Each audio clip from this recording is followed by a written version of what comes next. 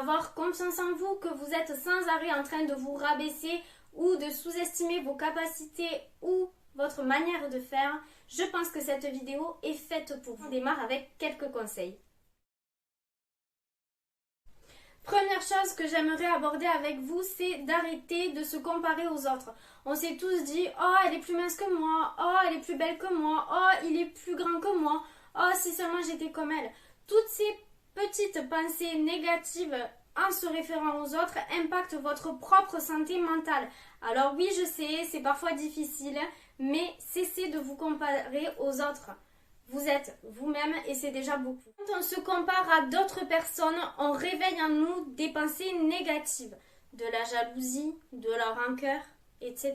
Cela peut même arriver sur les réseaux sociaux. Parfois, vous allez regarder le fil d'actualité d'une personne et vous allez vous dire « Ah, si seulement j'étais comme elle ». Je veux que vous sachiez quelque chose, les réseaux sociaux ne sont absolument pas le reflet de la réalité. Ces personnes que vous allez admirer ont des problèmes peut-être plus gros que les vôtres et ils ne sont pas heureux H24. On a déjà vu une photo en se disant « Waouh, quel corps magnifique !» Mais sachez que les lumières, les positions pour prendre la photo ont un rôle majeur. Et aussi, il existe des sites de retouche. Parce que oui, à un moment donné, avoir une taille extra fine et des grosses... Ce n'est pas la réalité, ce n'est pas forcément possible ou du moins pas possible d'une manière naturelle. Au-delà des sites de retouche, la chirurgie est souvent très présente aussi. Alors pensez aux difficultés auxquelles vous avez fait face, au chemin que vous avez parcouru et à la manière dont vous avez évolué par rapport à hier. Arrêtez de vous comparer, chaque personne est belle, chaque personne est unique et c'est ce qui fait de ça la beauté de ce monde. Si nous étions tous pareils, je pense qu'on s'ennuierait sacrément d'ailleurs.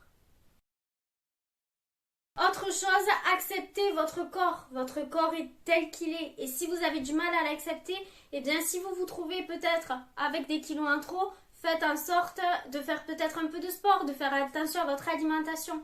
L'essentiel est que vous soyez en bonne santé et que votre corps soit en adéquation avec vos pensées.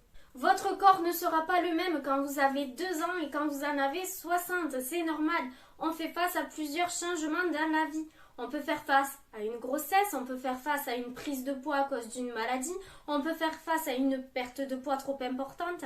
Et du coup, votre corps va évoluer. Il y a les marques de vieillesse, les rides, les vergetures, les cicatrices, mais c'est ce qui marque votre histoire. Alors arrêtez de vous lamenter et essayez d'accepter votre corps tel qu'il est. Je sais bien que c'est un travail de tous les jours et ça demande énormément de patience et de persévérance, mais je suis sûre que vous allez y arriver.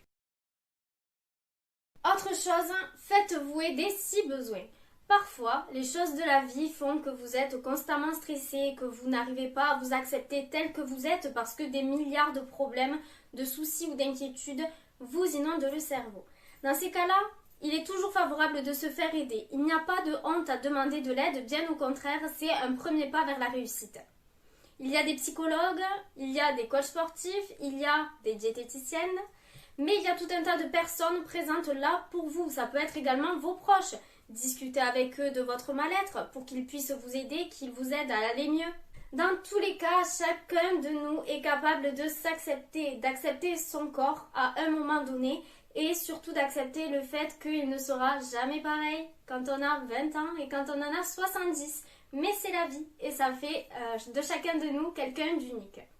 Rien ne sert de se lancer dans un régime si votre corps vous plaît. Faites-le d'abord pour vous et pas pour les autres. Osez être vous-même, ne vous cachez pas derrière une autre personne. C'est ce qui fera de vous quelqu'un de confiant et quelqu'un que l'on aura envie d'aller voir. Vous pouvez aimer un style vestimentaire particulier, aimer un sport particulier ou toute autre chose. L'essentiel est de l'assumer pleinement. Un nouveau point, du coup, arrêtez de vous fier aux avis des autres. Vivez à travers votre propre regard et pas celui des autres. Ils peuvent avoir un avis qui est néfaste et il ne faut surtout pas en prendre compte. Vous savez ce que vous valez, vous savez qui vous êtes. Peut-être que pour quelqu'un, vous allez paraître trop mince, peut-être que pour quelqu'un d'autre, trop méchant, peut-être que pour quelqu'un d'autre, vous allez paraître trop grand, trop petit, trop gros. Bref, il y a des milliards de critiques qu'on peut recevoir des autres personnes. Mais l'essentiel est de savoir ce que vous valez vraiment. Ne changez pas pour quelqu'un qui va vous dire que vous êtes trop ci ou trop ça. L'essentiel, c'est que vous sentez bien encore une fois et que vous essayez de vous améliorer chaque jour pour essayer de devenir la personne que vous voulez être. La jalousie sera partout, la critique aussi. L'essentiel, c'est de vous recentrer sur vous et de laisser de côté toutes ces critiques négatives qui peuvent avoir un impact négatif sur votre santé mentale. J'aimerais revenir plus en détail sur l'impact des réseaux sociaux sur notre santé mentale. On le sait, depuis plusieurs années, les réseaux sociaux ont pris une part importante dans nos vies. La majorité des personnes y passent plusieurs heures par jour et parfois même la moitié de la journée à scruter les différents réseaux sociaux, à regarder différents comptes, que ce soit de fitness, de lifestyle, de recettes, etc. Bref, on est tous, par exemple, sur Instagram, abonnés à des comptes qui nous font rêver, que ce soit en termes de voyage, que ce soit en termes de corps, de physique, de sport, de bien-être, etc. Parfois même, nous sommes abonnés à des gens qui nous suscitent une jalousie. Même si on ne l'admet pas vraiment, à chaque fois que l'on va voir une photo de cette personne, on va se dire « Waouh, quelle chance elle a !» Waouh, comment fait-elle? Et on va essayer de reproduire tout ce qu'elle va vouloir partager dans le but de lui ressembler. Sachez que ceci est vraiment néfaste pour votre propre santé mentale, encore une fois, et pour votre confiance en vous. Arrêtez encore une fois de vous comparer à cette personne, car effectivement sur les réseaux, comme on l'a dit tout à l'heure, on ne montre qu'une seule partie de notre vie, souvent la meilleure, bien que des fois ce soit que des mises en scène. Si je devais vous donner un petit conseil concernant les réseaux sociaux, je vous dirais de vous abonner qu'aux personnes qui vous inspirent positivement. Des personnes qui vous apportent de l'aide, des conseils dont vous pouvez avoir besoin, mais de ne pas vous abonner à des personnes qui peuvent vous susciter une jalousie intérieure très importante. Le but, c'est que vous ayez parmi vos abonnés des personnes qui vous poussent vers le haut, pas des personnes qui vous font vous sentir une moins que rien ou qui vous font perdre en estime de vous-même. Autre chose qui fait plutôt partie du rythme de vie, il est important de prendre du repos. Si vous êtes maman ou que vous avez une charge mentale très importante dans votre travail, etc., vous ne vous accordez peut-être pas assez de temps pour vous et vous ne vous faites pas des petites pauses repos. C'est très important. On a beau se sentir à fond dans une tâche, il est important de se poser, de se recentrer sur soi-même et de prendre du temps pour soi. Cela peut passer par une activité physique, cela peut passer par aller marcher par exemple en bord de mer pour prendre l'air, cela peut passer par un moment, un dîner entre amis, entre proches, etc. L'essentiel, c'est que pendant un instant, vous pensiez à vous, seulement à vous, et que vous mettiez de côté tout ce qui va être travail et autres inquiétudes. Et parce que je suis diététicienne, je vais aussi vous parler du poids.